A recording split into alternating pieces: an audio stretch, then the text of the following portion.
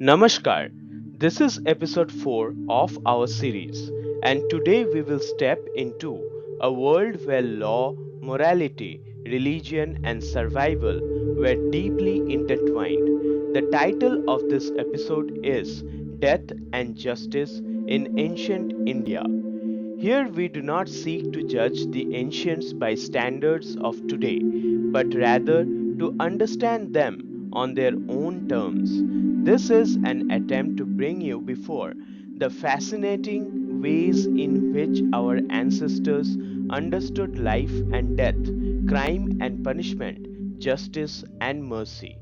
You may listen to this episode separately as it tells a complete story of its own, though it is also a continuation of the broader exploration we have been sharing together. In ancient India, the act of killing a human being was never taken lightly, but the society of those times also recognized that not everything killing was a shame. There was a difference between murder and accident, cruelty and negligence, defense and aggression. The great lawgivers such as Manu, Yajnavalkya, Gautama, and Kautilya laid down rules that combined a deep sense of morality with practical governance. When we speak of these practices today, some may even appear to be severe and cruel. But if you think in modern context, it may sound harsh, whereas in those days, such measures were considered necessary for the protection of order, dharma, and society. And compared to many other ancient civilizations where human sacrifice or cruelty was rampant, India's approach often reveals a remarkable sense of balance, fairness, and compassion. So, in this episode, we shall move through many themes: the idea of culpable homicide, the exceptions in law where killing was permitted, an ancient practice of human sacrifices, the dreaded sin of brahmanicide, and rules around killing of women, and finally, the painful but important subject of infanticide. Together, these stories do not tell us about punishments. They also reveal the values, fears, and aspirations of the society that framed them. Ancient India saw justice not only as the work of kings and judges, but also as a reflection of the cosmic order. Every punishment was meant to not to merely deter, but to restore harmony between man, society, and the divine. Let us begin then this long and fascinating journey into the world of death and justice in ancient India. In ancient India, just as in modern law, there was a clear understanding that not every act of killing was the shame. To strike someone down with malice and intention was one thing, but to cause death by accident or negligence was another. The accidents called in this case as culpable homicide. Texts such as those of Yajnavalkya tell us that when a man threw a stone or a piece of wood, or shot an arrow, or moved his hand in labor, or when a cart or animal caused harm, and if he had already given a loud warning to those around him, then he was not guilty of murder. The warning was given as a sign of responsibility, and once given, the burden of safety passed on to others. This was an early understanding of what we today call due caution. But the lawgivers were also clear that negligence could never be ignored. Manu declares that if a driver loses control of his cart and it overturns, killing someone, not due to fate but due to carelessness, then either the driver or the owner or even the occupant of the cart could be punished, not equally as a murderer, but with fines, carefully calculated according to the status of the victim. Thus, the law was not blind, it was deeply contextual. When it came to physicians, the law was equally sharp. If a patient died because of negligence or incompetence of a doctor, then punishment was given. Vishnu's texts even placed doctors in categories: the king's doctors, ordinary doctors, and healers of animals, each punished differently, depending on the weight of their responsibility. Here we see a legal system that not only understood human error but also graded accountability. Yet the same society could be uncompromising when it came to deliberate betrayal. Kautilya, in his Arthashastra, prescribed the most harsh and torturous punishments for those who killed their father, mother, brother, son, or teacher. In his eyes, such a crime was not only against a person but against Dharma itself, a tearing apart of the sacred bonds that held society together. He described punishments where the offender's skin was scaled with boiling water before being burned alive. If we think in modern terms, this sounds unbearably cruel. But if we step back into those ancient days, we realize that these punishments were meant to instill fear of betrayal, to protect the family, the teacher student bond, and the sacred order of kinship, which was the backbone of society. Even for women, Kautilya prescribed punishment equal to men. If a woman killed a man, she could be drowned to death, though with compassion shown if she was pregnant, for then execution was delayed until after delivery. If she killed her husband, child, or elder, her punishment could be even harsher, torn apart by bulls. Again, in modern eyes, it may seem monstrous, but in those days it was seen as a way to protect sacred duties and discourage the breaking of bonds most vital to the society. Thus, in the laws of culpable homicide, we see both leniency and severity. Accidents were forgiven when due care was taken, but negligence was punished. Doctors and drivers were held accountable for their roles, and for acts of deliberate betrayal, the punishments were made terrifying to preserve trust, dharma, and social order. The lawgivers of ancient India were not rigid. They understood that while killing was usually condemned, there were certain exceptional circumstances where it became not only excusable but even necessary. These were the laws of private defense and exceptional killings. Katyayana tells us that no blame falls upon a man who kills wicked men that are about to kill another. If the threat is immediate and life is in danger, then the lawgiver says that it is justified to strike down the aggressor. But once the aggressor stops or desists, the he must be arrested, not killed. The principle is almost identical to modern idea of self-defense, where one may protect oneself but not exceed the limits of necessity. Apararka expands on this. He says that a man may be slain if he is in the act of setting fire or killing or about to do either, and if it is not possible to prevent him by any other means, yet if wounding or injuring him is enough to stop the crime, then killing becomes a sin. This shows a remarkable sense of proportion, that the use of force must be only as much as required. Some commentators, like Medhatithi, went farther. He held that even if a criminal had already committed the offense, such as setting fire or attempting to kill, he could still be slain afterwards to protect society. In his view, the desperado had fortified his right of protection.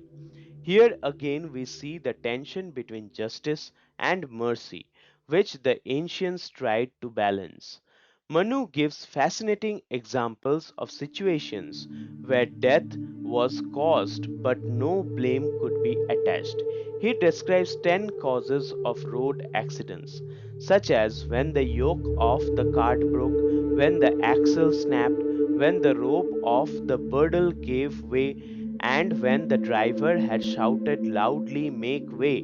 In such cases, if someone died, neither the driver, owner, or occupant of the cart was guilty. These were early examples of recognizing unavoidable circumstances, what modern law calls act of God. Vasistha lists 6 kinds of criminals called Atatain: the incendiary, the poisoner, the man who carries a weapon to kill, one who seizes land, and one who abducts another man's wife. These were considered dangerous enemies of society, and killing them was not an offense. Even today, when we look at these categories, they correspond to some of the most destructive crimes against life, property, and honor. Kautilya, ever the political realist, even advised kings on how to deal with seditious ministers. He suggested using spies, deceit, and clever traps to remove dangerous traitors from the kingdom, sometimes even arranging their deaths. To us, this may sound like palace intrigue, but in those days the stability of the state was considered paramount, and such actions were justified as measures of statecraft. If we think in modern context, some of these provisions may appear harsh or manipulative, but consider that in ancient times, when the security of the kingdom or the honor of a family was threatened, the law had to act decisively. What shines through is that the ancients tried to strike a balance between justice and necessity, between mercy and survival. In many ways, their rules resemble the Indian Penal Code sections 99 to 105 on the right of private defense. This shows that thousands of years ago, our society already understood the principle that defense of life, property, and honor is not only a right but also a duty. Ancient India's lawgivers displayed a very practical wisdom when it came to accidents. They understood that life was uncertain, cars and animals could fail, and sometimes tragedy occurred without any human fault. Instead of punishing blindly, they recognized certain uncontrollable situations where no blame could be attached. Manu describes 10 such circumstances. Imagine a cart rattling down a village road in ancient times. If the yoke broke, or if the axle of the wheel snapped, or if the leather straps and thongs gave way, or if the rope tied around the neck of the animal suddenly tore, then accident was considered beyond the control of man. If someone was harmed in such cases, neither the driver nor the owner or the occupant of the cart could be punished. Another safeguard was the act of warning. If a driver had loudly shouted, "Make way," and people failed to move aside, then again the law considered it as an accident and not culpable homicide.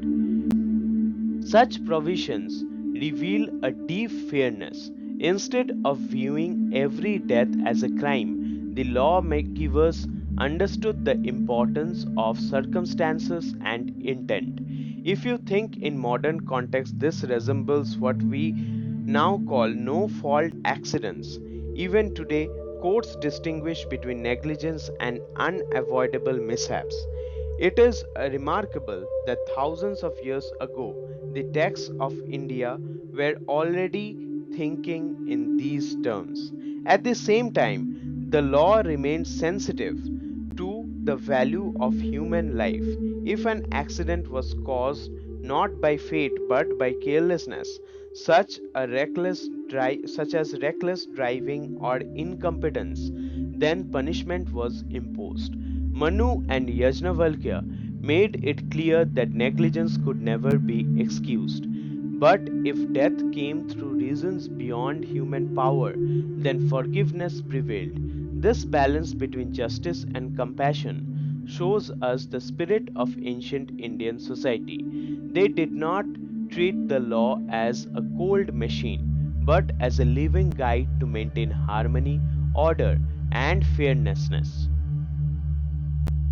While the ancient Indian law often showed leniency in case of accidents and negligence, it could also be uncompromisingly severe when it came to crimes that shook the foundation of Dharma and society.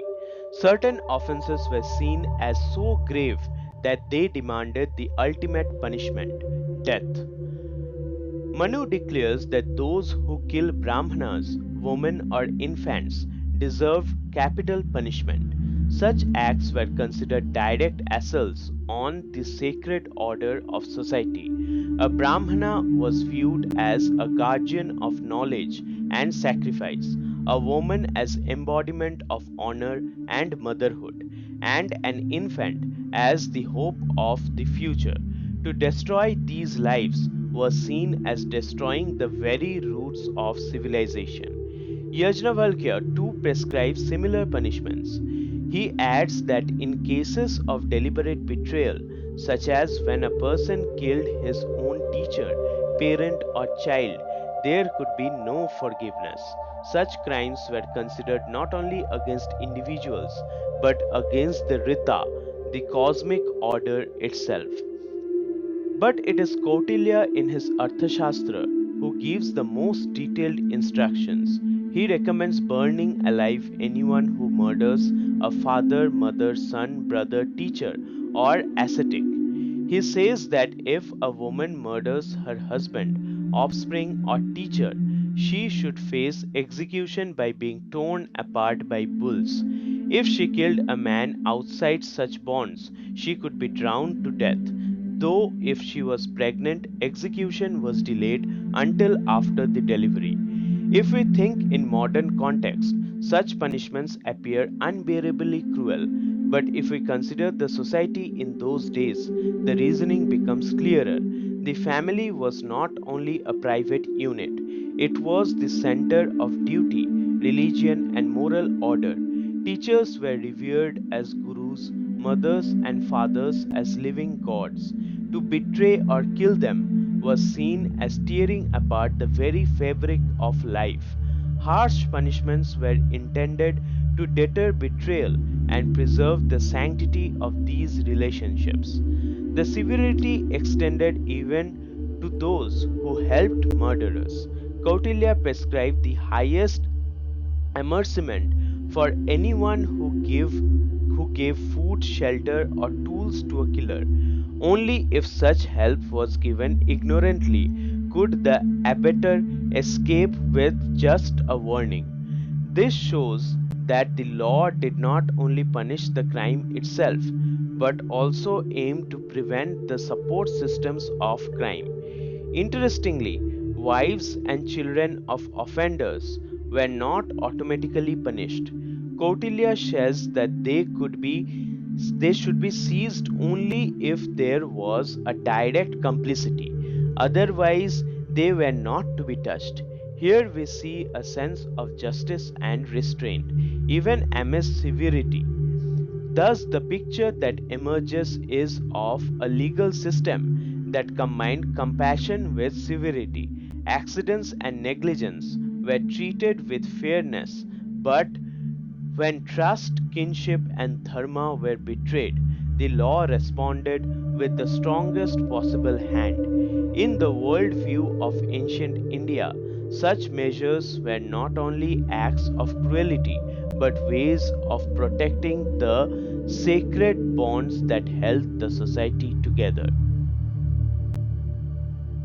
When we speak of human sacrifice, our modern minds immediately recoil in horror. Yet, if we step back into the world of ancient civilizations, we find that the practice was far more common than we might imagine today. In fact, it was a worldwide phenomenon. Across the seas, the Phoenicians and the Carthaginians offered up human lives to appease their gods. Among the Druids of Europe, the Scythians of the steppes, the Athenians of early Greece, and even among the tribes of Cyclopes and Restrigons, stories of ritual killing were recorded. The Assyrians, the Egyptians, and even the ancient Jews at times practiced sacrifices. The Germans and Norsemen of the north were known for it. In the New World, the Aztecs, Toltecs, and Incas of Peru carried out human sacrifices on a large scale, offering captives of war to their deities, sometimes by the thousands. In many of these places, the sacrifices were associated with eating the flesh of the victims or drinking their blood, or with the belief that the gods demanded human life to bless the community with fertility, rain, or victory in war. Whenever drought struck or famine loomed, infants or captives were offered to the gods as if their lives could restore balance to the natural world. The Konds of Orissa in India, for example, sacrificed their Meriya victims to the earth goddess Tari Pennu, much like the Aztecs sacrificed the Tlaloc, the god of rain. The practice of immolating wives, concubines, and slaves at the funeral of kings and chiefs was seen in many ancient cultures, based on their belief that dead would need companions in the afterlife. In India, this feeling later gave rise to customs like sati and johar, though these were usually voluntary sacrifices of devotion. It is worth noting that almost every civilization of the ancient world, whether in Asia, Europe, Africa, or the Americas, indulged in some form of human sacrifice. And yet there was one great exception: the Persians, who even in antiquity are recorded as not indulging in the practice. If you think in modern context, such customs sound terrifying and inhuman. But consider that in those days, people lived in a world of uncertainty, where drought, flood, plague, and war constantly threatened survival. They believed that offering the most precious gift, the life of human being, was a way to secure divine favor. Sacrifices were seen not as acts of cruelty but as expressions of faith and desperation, a means to ensure the survival of the community. This global background prepares us to better understand the place of human sacrifice in ancient India. While the practice did exist here, as we shall see, it was carried out in a distinctly religious and symbolic fashion, often tempered by ritual rules and limitations that distinguished it from the mass slaughters of other civilizations. The idea of human sacrifice was not unknown to ancient India. Our oldest scriptures, the Rig Veda itself, contains the story of Sunashepa, a boy chosen for sacrifice who was ultimately saved by divine grace. The Aitareya Brahmana goes farther and speaks of an actual ritual where human victim was offered. These references remind us that the thought of offering human life as the highest form of devotion was indeed part of early Vedic tradition. Later texts such as the Ramayana, the Mahabharata, and the Bhagavata Purana also allude to practices of sacrifice.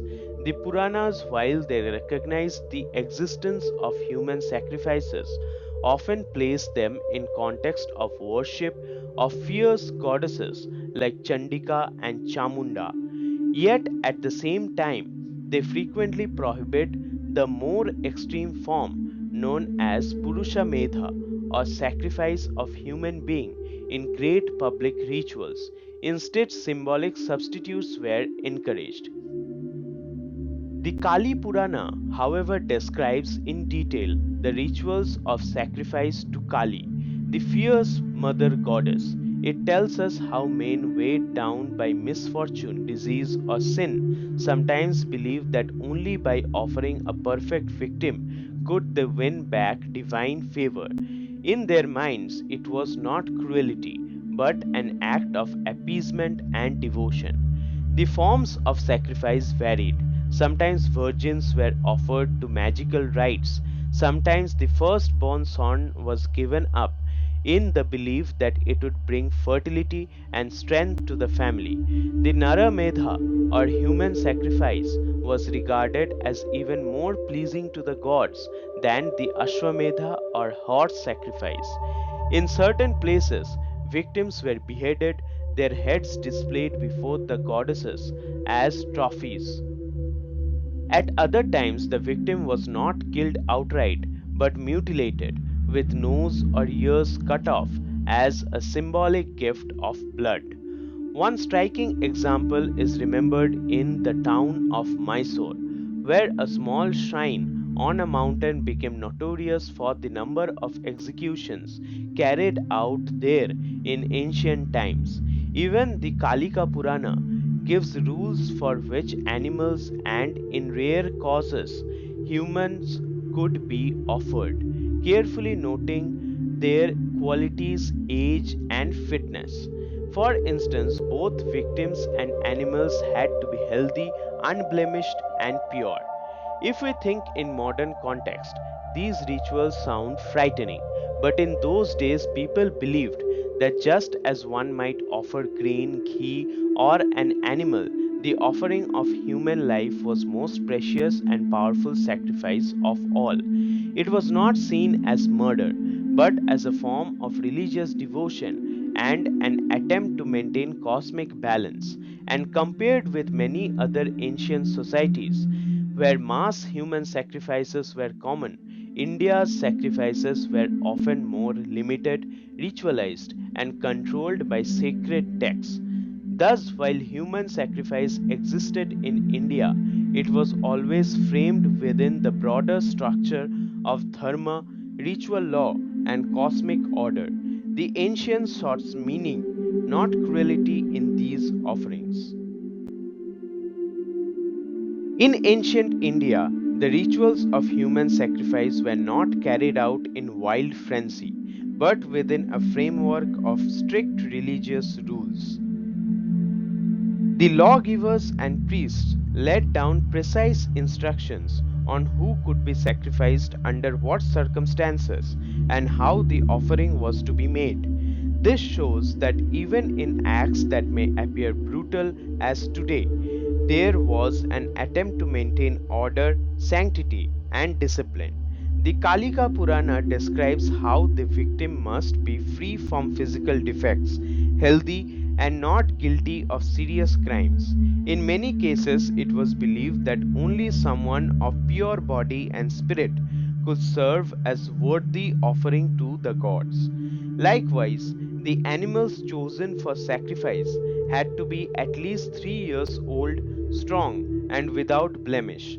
Such rules remind us that sacrifice was not about cruelty, but about finding what was considered most perfect and sacred. Some sacrifices took place during grand yajnas, the great fire rituals.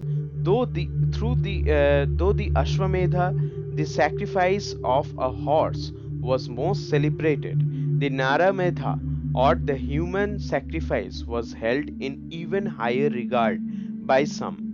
Texts describe how the victim would sometimes be placed near the fire or slain with ritual weapons while priests chanted mantras to sanctify the act. Other forms were associated with the worship of goddesses like Kali, Chandika, or Vairava. Here, the offerings were often more direct and fierce. Victims were beheaded and their heads placed before the goddess as a trophy of devotion. Sometimes the sacrificers were content with only a symbolic mutilation, cutting off the nose or ears, so that blood was spilled but life preserved. This symbolic acts reflected the belief that blood itself was sacred, carrying the life force that pleased the divine. Stories of Shomak and Jantu in Mahabharata illustrate another dimension. King Shomak, desperate for sons, was advised to sacrifice his beloved son Jantu in the sacred fire. Out of this sacrifice, 100 more sons were later born to him. To the modern mind, such a story is shocking, but in those days it carried the message that through the greatest sacrifice one could gain divine blessings and abundance. We also find accounts of unfortunate virgins offered at shrines and of heads hung before the idols as tokens of loyalty and surrender. Shrines in places like Mysore became known for such practices.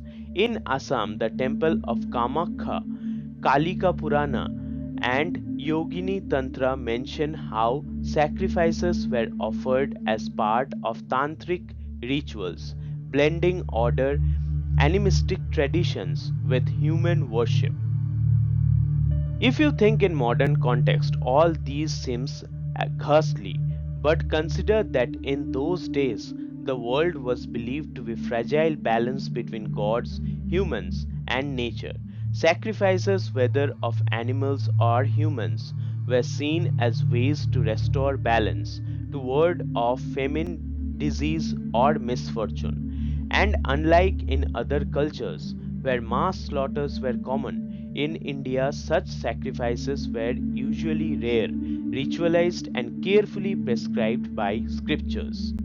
The practice of human sacrifice in India was not uniform. It varied according to region, belief, and tradition. While the Vedic text spoke of it in a symbolic or occasional terms, in some parts of India, especially among certain tribes and sects, the practice continued in a more direct form.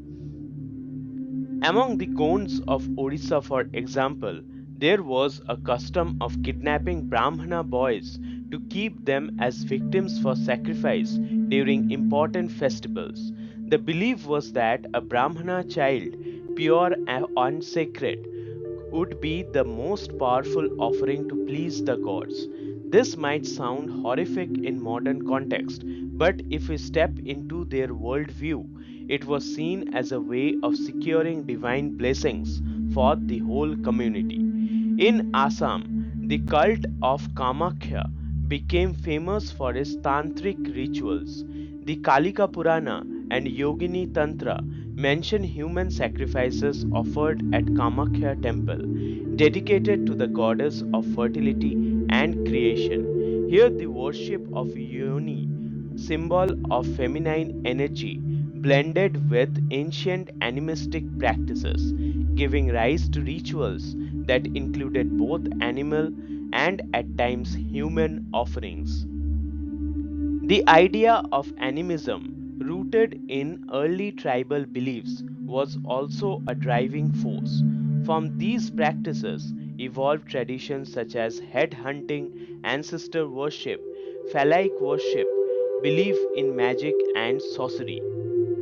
Human sacrifice was part of this larger system, where life itself was offered back to the spirits and deities believed to control the forces of nature.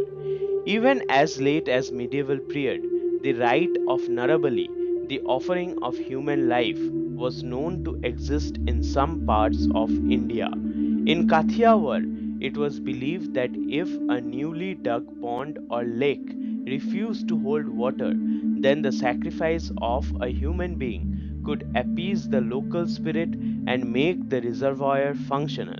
Stories were told of the Videla Lake in Bombay, where the daughter of a village headman was sacrificed to ensure water supply. Writers like Fraser recorded chilling accounts from Himalayan regions where mountaineers killed men simply to see the blood flow and watch the victims' last struggles. Yet we must remember such stories are extreme and rare. More often, Indian texts and traditions sought to restrain these practices, replacing them with symbolic offerings. For example, the Vanaparva of Mahabharata declares human sacrifice to be a sin. The Dharmashastras prescribe compensation by gifts of 100 cows instead of an actual human life. If you think in modern context, these practices seem unbearably cruel, but in those times they arose out of a genuine belief in spirits and deities, and a fear that without such sacrifices, calamities could strike. Compared to the mass sacrifices of the Aztecs or Carthaginians, India's rituals were often smaller in scale, more ritualistic, and frequently substituted with symbolic acts. Thus, across regions, from tribes of Orissa to the tantric sects of Assam, human sacrifice formed of a part of a larger belief system, one that sought to maintain fertility, survival, and cosmic balance. But even as it existed, the mainstream texts of India, like Mahabharata, the Puranas, and Dharmashastras, worked steadily to restrain, reform, and eventually replace it with less violent substitutes. Among the sins described in ancient India, none was considered more terrible than brahmanicide, killing of a Brahmana. To the people of those days, the Brahmana was not just a person, but a living representative of knowledge, sacrifice, and sacred tradition. Harming him was seen as a striking at the very heart of Dharma. The Satapatha Brahmana declares that whoever kills a Brahmana is guilty as if he had struck at Soma, the sacred drink of the gods. The Taittiriya Aranyaka, the Gautama Dharmasutra, Vasistha, Manu, and Vishnu Dharmashastra all list Brahma Hatya, or the murder of a Brahmana, as one of the five greatest sins, the Mahapatakas. Even the Chandogya Upanishad warns that killing a Brahmana is among the five mortal sins. In myth, even the gods were not spared.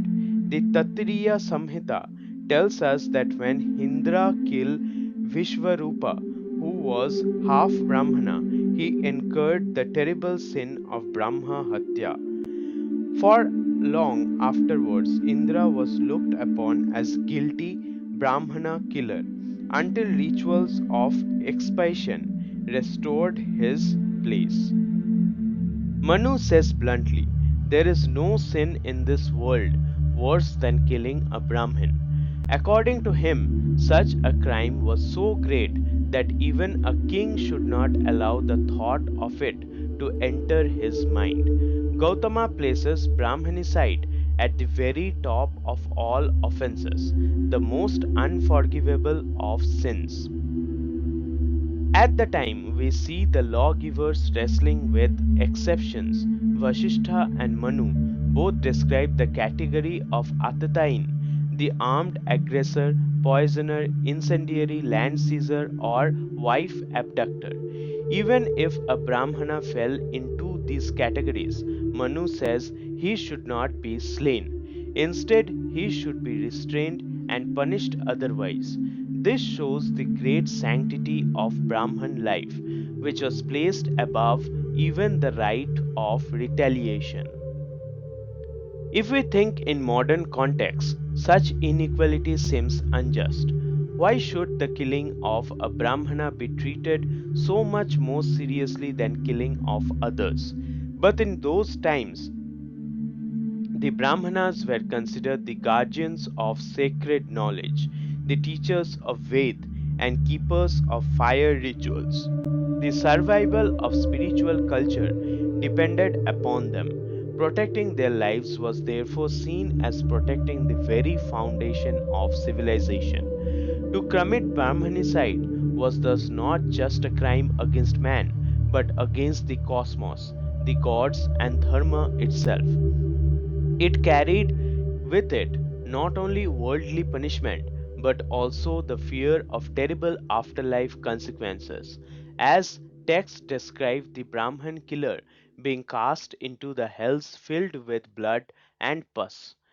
This belief gave rise to a culture where sanctity of life, at least of the Brahmana, was given the highest value, and his killing stood as the greatest of all taboos. The exalted position given to the Brahmana in ancient law reveals how deeply society valued his role as a guardian of learning, ritual, and dharma. Over time, this reverence grew so strong that the person of a Brahmana was often considered immune from capital punishment, regardless of the crime. The Dharmashutrakas declared that a Brahmana should never be executed, even if guilty of a terrible offense. This sanctity, however, came with an imbalance. While the life of a Brahmana was placed above all, the lives of others, especially Shudras, women, and outcasts, were not treated with equal respect in the law. Yajnavalkya and Manu classify the killing of a Shudra, a Vaishya, or Kshatriya, or a woman not as Mahapataka but as an Upapataka, a lesser sin. The punishments prescribed for such killings were often fines, gifts, or rituals, not death. Manu goes so far as to say that killing of a Shudra was like the killing of a cow, crow, chameleon, frog, dog, or peacock. In his text, killing a Shudra is equated with killing 1,000 animals. This reveals the stark inequality of caste in ancient legal system.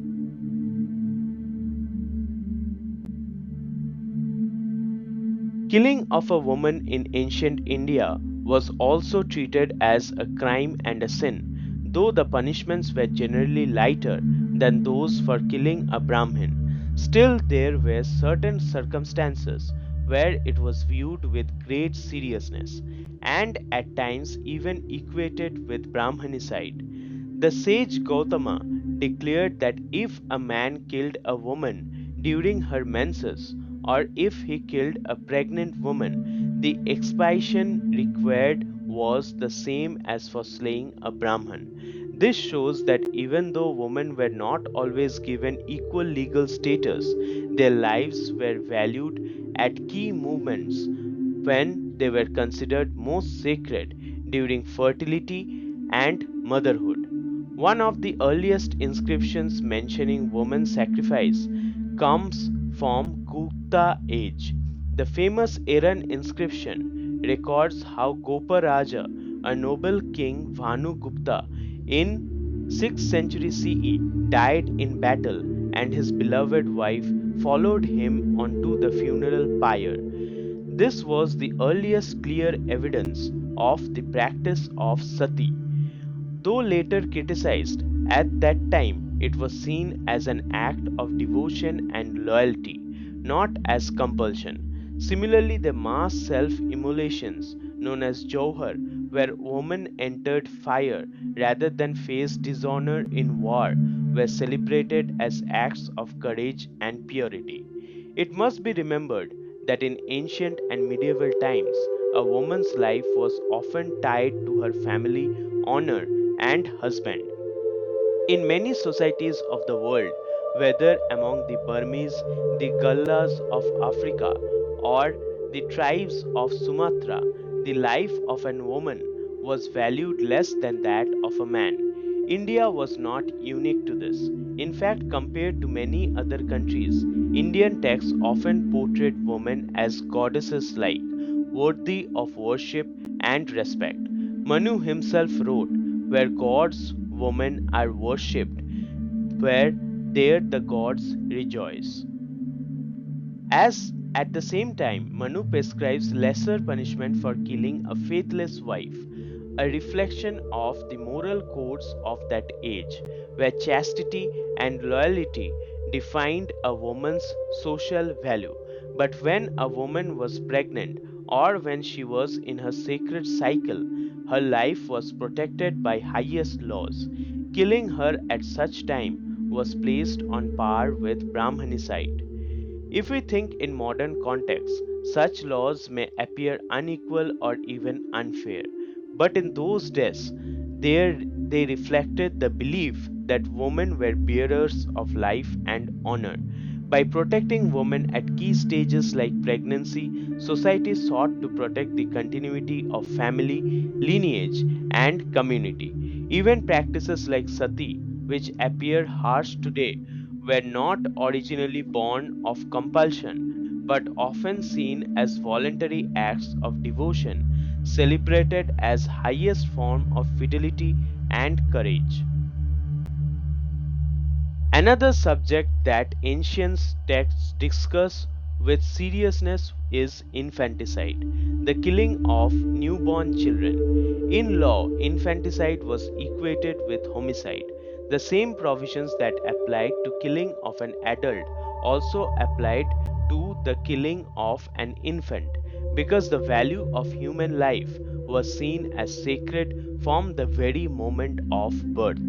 The Rig Veda contains a verse that may hint at the practice of exposing a child by an unmarried mother who wished to hide her shame. It speaks of the plea for forgiveness, comparing it to a woman trying to conceal the birth of a child.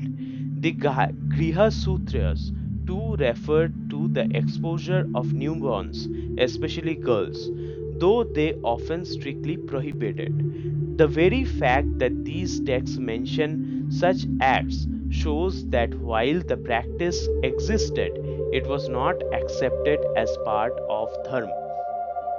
Manu strongly condemns infanticide. He says that those who kill their daughters, whether married or unmarried, will fall into the lowest hells filled with blood and pus. He compares the murder of a Kanya, unmarried girl, to killing of a Brahmana or even to striking at God himself. The Garuda Purana also warns that he who slays a girl must be reborn as a leper and cast into the lowest caste of Chandalas. Yet, despite such provisions, female infanticide continued in some parts of India, especially among Rajputs, Jats, and Kshatriya clans, where social pressures and fears of heavy marriage expenses made families see daughters as a burden. Historical accounts mention that in some regions, 95 out of 100 girl children were killed immediately after birth. These methods were cruel: suffocation, administering opium, neglect, or exposure. Texts also mention sacrificial infanticide. The Mahabharata's Vanavarva narrates the story of King Shomak, who sacrificed his only son Jantu on advice of a priest in order to obtain many more sons. Indeed, afterwards he was blessed with 100 children. Stories like this reflect a worldview in which sacrifice, even of one's dearest child, was seen as a way to secure divine blessings for the family or kingdom. We also find mention of Konsa, the tyrant king of Mathura, who killed the newborn children of sister Devaki. For this, for this sin, he was eventually destroyed by Krishna. Such stories served as moral warnings, reminding society that killing of infants was against the will of Dharma. Thus, ancient India's attitude towards infanticide was complex. On one hand, there were families and tribes that practiced in secret, while for economic or ritual reasons. On the other hand, Dharmashastras, Puranas, and epics consistently condemned it, prescribing terrible punishments in this life and the next. The practice of infanticide, though condemned by scriptures, persisted in certain communities of India for centuries, often carried out in secret. Ancient accounts and later historical records describes the methods by which newborn children, especially girls, were put to death. One of the most common was suffocation. A soft cloth was pressed over the face of the infant until its breath stopped.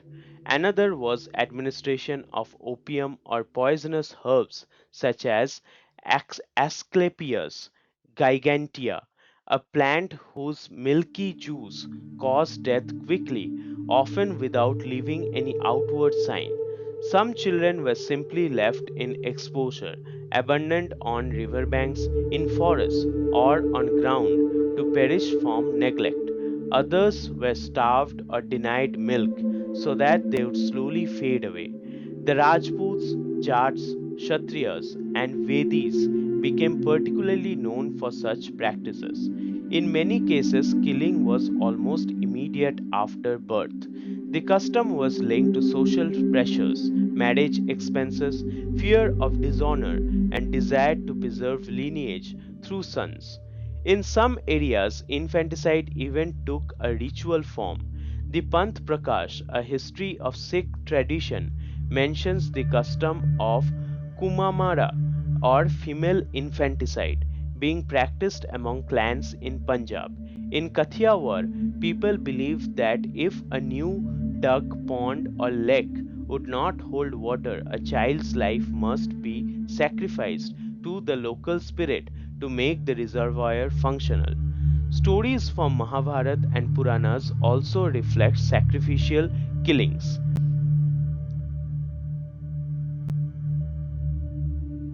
As we reach to the end of this journey into death and justice in ancient India, we can see how deeply the ancients thought about the value of life, morality, and order, from the laws of culpable homicide that distinguished accident from intention to the exceptions that allowed killing in self defense or for the protection of society.